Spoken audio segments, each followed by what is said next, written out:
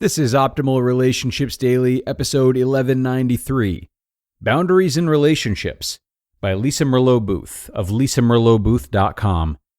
Hello, everybody. Happy to have you here today on ORD. I am Greg Audino, your host and narrator, here with you again to read from an article that can help you strengthen your relationships with yourself, with your loved ones, your acquaintances, and just about anyone else, I hope.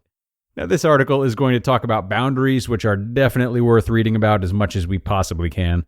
So, with that being said, let's start this post off now from Lisa Merlo-Booth and optimize your life. Boundaries in Relationships by Lisa Merlo-Booth of lisamerlobooth.com. I believe the two most pivotal skills for being in healthy relationships are boundaries and self-esteem. They are the foundation from which everything else flourishes. This post is going to address boundaries. Okay, so what are boundaries? Boundaries are a system of protection. They're meant to protect us as well as those around us. I like to see them as a mosquito net we encapsulate ourselves in.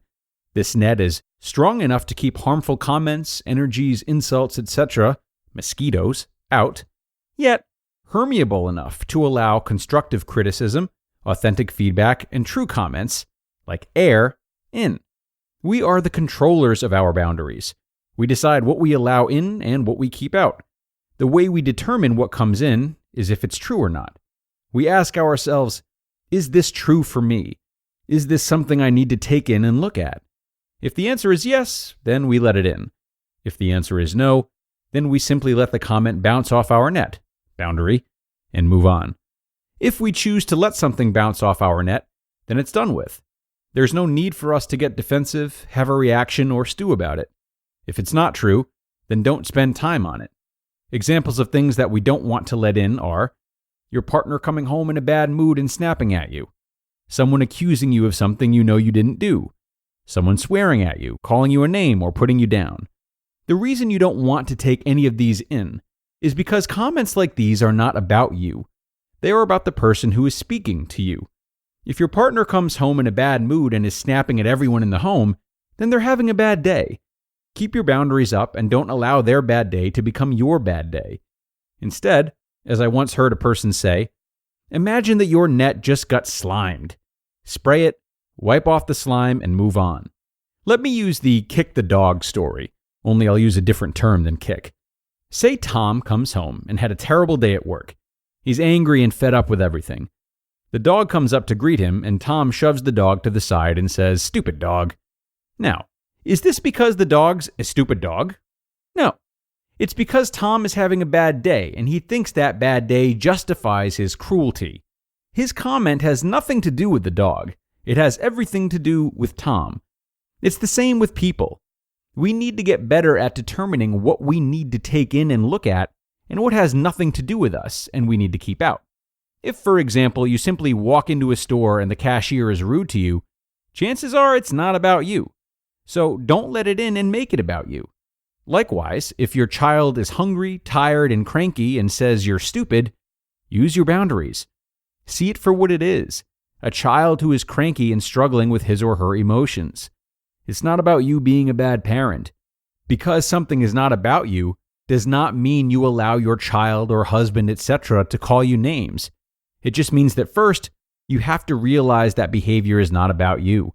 Step 2, deciding if you let something go or address it, is a different post, LOL. Learn to decipher what to take in and what to keep out. It's important that we don't only let in nice feedback. When we're given feedback that is hard to hear, we need to be careful to not just block it out. If the feedback is honest, it is in our best interest to let it in and look at it. We do this even when we don't like what we hear. If there's truth to it, taking it in and looking at it will help us in our present and future relationships. Feedback is a gift, and it works like air to us. It helps us grow. We take things in from a place of humility, knowing that we're human just like everyone else. For now, remember that you don't want to keep everything out because that would be a wall, not a boundary. Nor do you want to let everything in, because that would be boundaryless. Neither of these are healthy boundaries. Challenge. Boundaries protect the core of who we are while also protecting the core of who others are. For the next week, pay close attention to protecting yourself. Begin practicing healthy boundaries by paying attention to when you are in a boundary failure, like feeling wounded, defensive, or offended. Also, pay close attention to what is true about you and what is not, and filter the information accordingly.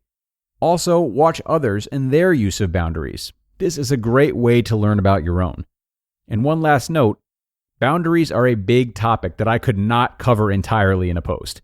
There are 2 books on boundaries that I recommend for those who are interested. The Intimacy Factor by Pia Mellody, and Boundaries, Where You End and I Begin by Anne Catherine M.A. You just listened to the post titled Boundaries in Relationships by Lisa Merlo-Booth of lisamerlobooth.com. And now a word from our sponsor, Beachbound. Beachbound is an online travel agency with expertise in worldwide beach vacations and experiences. They're a one-stop travel shop that is redefining travel, as customers can book worldwide beach vacations, including flights, hotels, transfers, and excursions in one place. And they're committed to creating unique getaways for their customers' desires. Because in life, we're all bound for different things. With Beachbound.com vacations, you could be bound for adventure, bound for passion, bound for discovery, or bound for togetherness, bound for immersion, bound for rejuvenation, or maybe bound for encountering the unexpected. Personally, when I'm at a beach resort, I'm bound to end up at the poolside bar or maybe creating my own taco flight, only once I've hit my daily quota for cannonballs, that is. So that's just me. But with Beachbound.com, you can find the perfect beach vacation for you, no matter what you're looking for. So visit Beachbound.com to book your next beach vacation. What are you bound for? And thanks so much to Lisa. Really glad she didn't dwell too long on the story about Tom and his dog. I was about ready to slap Tom across the face, getting me pretty riled up, being mean to a little pup like that. Aside from that, this was a great post, though, especially the part about not deflecting any comments that aren't what we want to hear, being open to criticism and healthy challenges like that. That is so crucial, especially for us, like you and I, to hear, as those who indulge in personal development a lot are likely to have increased, maybe unrealistic demands for life being pleasant and not allowing the unpleasant stuff. I know I'm guilty of this myself, so something for all of us to watch out for. There is another layer to that, though, something she actually pushed aside earlier in the article. Now, obviously, all kinds of negativity have layers, and therefore, we do have to pick our battles sometimes. So, for example, if your spouse does come home yelling and screaming and is clearly frustrated, maybe it's not about you, yeah. But given your commitment to them, your love for them, and your knowledge of them, that is an opportunity to reach out and try to help rather than distancing yourself just because it's unpleasant and not necessarily about you, right? Now, if a random person on the street does that, it's easier to excuse yourself.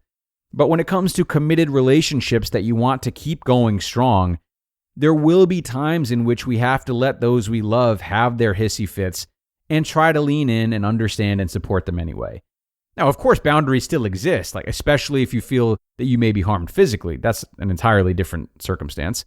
But it's just to say that all relationships are different, and thus how we approach conflict within them must also be different. Food for thought, friends.